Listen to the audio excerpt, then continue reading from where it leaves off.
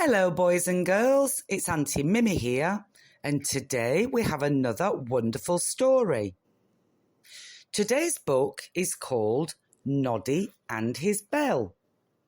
So sit back, get comfortable, and let's begin.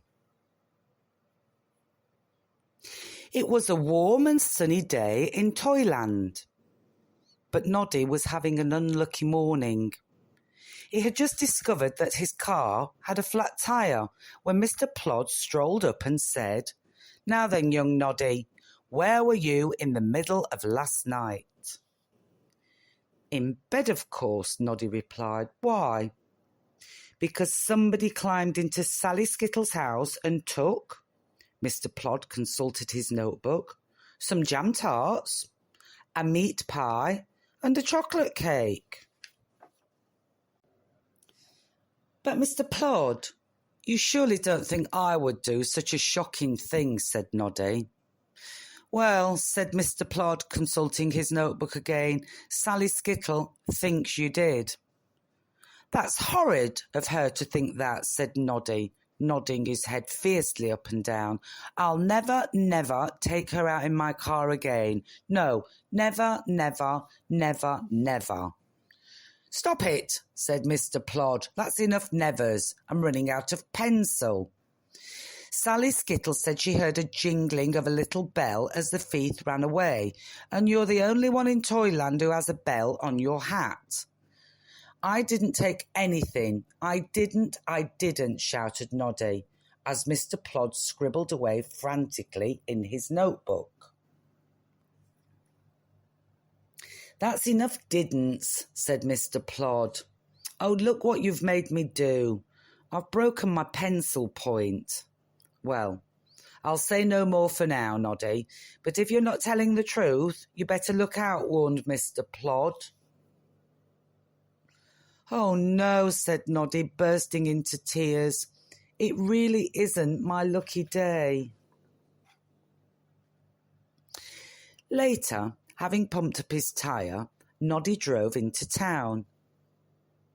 "Good morning," he called to Mrs. Tubby Bear and Pink Cat, but they ignored him. Jumbo came towards him. "Good morning, Jumbo." "Would you like a ride in my car?" Noddy asked. Jumbo hurried on past without speaking. Further down the street, Noddy met Mr. Wobbly Man. Noddy stopped his car and called out, "Would you like a ride?" Mr. Wobbly Man spun round and wobbled back up the hill as fast as he could go. "Why won't anyone speak to me?" Noddy wondered.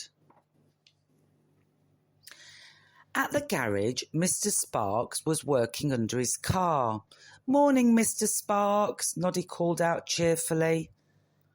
But in response, Mr. Sparks simply pushed himself further under the car. "Oh dear," said Noddy.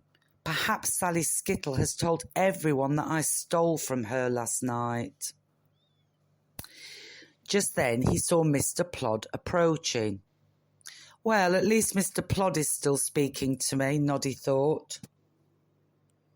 "Now then, Noddy," began Mr. Plod, "Mr. Wobbly Man has just told me that someone with a jingling bell got into his house last night and took a box of ginger biscuits." "It wasn't me," cried Noddy. "I didn't go into anybody's house." "Well, I only hope you're telling the truth," said Mr. Plod. "Carry on." "Of course I'm telling the truth," shouted Noddy as he drove off. Back at his own house, Noddy sat on a stool, feeling very miserable and sorry for himself. "Nobody loves me," he sobbed. "They all think I'm bad, but I'm not. I'm not. I'm not. Oh, I'm so lonely." "No, you're not," said a voice behind him. "I'm here." "Tessie," said Noddy, "I didn't hear you come in." "Are you still talking to me?" "Of course I am," said Tessie Bear. "But people are saying such horrid things," said Noddy. I know, and I don't believe them, said Tessie Bear. You're not a thief. I think the thief was pretending to be you, and I've got a plan to prove it. Come on, she said, taking Noddy's hand. In the market square, Dina Doll was arranging lots of different bells on her stall. Look, said Tessie to Noddy. Dina Doll sells bells on her stall. The thief must have bought a bell, so all we need to do is ask Dina Doll who has bought the bell, like yours.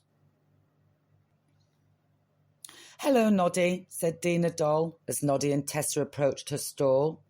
I see you still have one friend. Yes, he has, said Tessie, and we both want to know whether you sold a bell lately that makes a jingling noise like Noddy's. Well, yes, I have.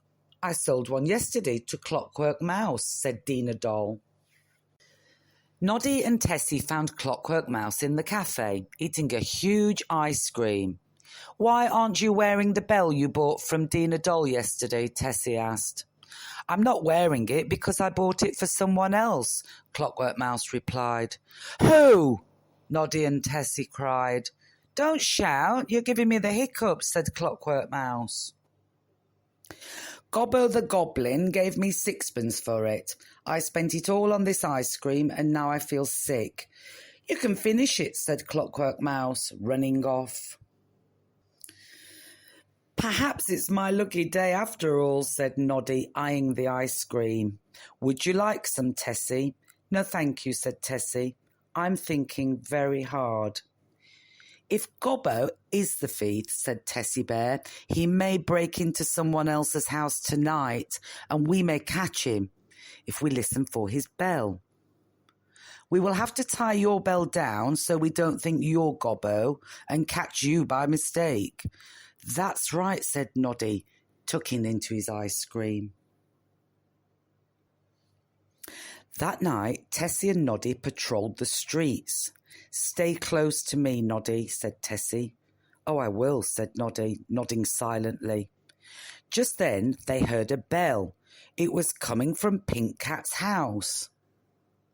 We must hide under the window and see if Gobbo jumps out, said Tessie. There's someone moving up there, said Noddy, but it's so dark, I can't. Oh, he cried out as someone landed on him. Are you all right, Noddy? Tessie Bear called anxiously. Yes, it's definitely Gobbo, said Noddy, standing up. I've got his hat, and him as well. Gobbo tried to hit Noddy with his bag. The bag burst open and apples and buns rolled everywhere. He's been stealing apples and buns, cried Tessie. We need help. Look, someone is coming on a bike. Help! Please help, Noddy called out. What on earth is going on, said Big Ears. Oh, Big Ears, I'm so pleased to see you, said Noddy. It's Gobbo. He's stolen some apples and buns from Pink Cat's house. Right, you bad goblin, said Big Ears. We shall take you to see Mr. Plod. Oh, thank you, Big Ears, said Noddy. Now nobody will think I'm a thief, and perhaps tomorrow will be a better day. The next morning, all the toys were in the market square, talking about what had happened that night, when they heard a familiar beep beep. It's Noddy, said Dina Doll. The toys rushed to surround Noddy's car as he drove into the centre of the square. Hello, dear Noddy, said Mrs. Tubby Bear. How clever of you to catch the thief, said Mr. Tubby Bear. We are so glad it wasn't you, said Jumbo. Do you think I could possibly have a ride? Asked Mr. Wobbly Man. I'm sorry, but none of you can have a ride with Noddy today, said Big Ears. No, said Noddy. Today is such a lovely day that we are going on a picnic. Bop, bop, went Noddy's little car as they drove out of the square. Hooray for Noddy, shouted all the toys. Hooray, hooray. Oh, that was a wonderful story, wasn't it? I do hope Noddy and his friends have a wonderful picnic. I hope you enjoyed the book as much as I did, boys and girls. And as always, I want you to look after yourselves. I want you to be kind to one another. And I want you to try to be happy every single day. And I'll see you again soon. Bye-bye.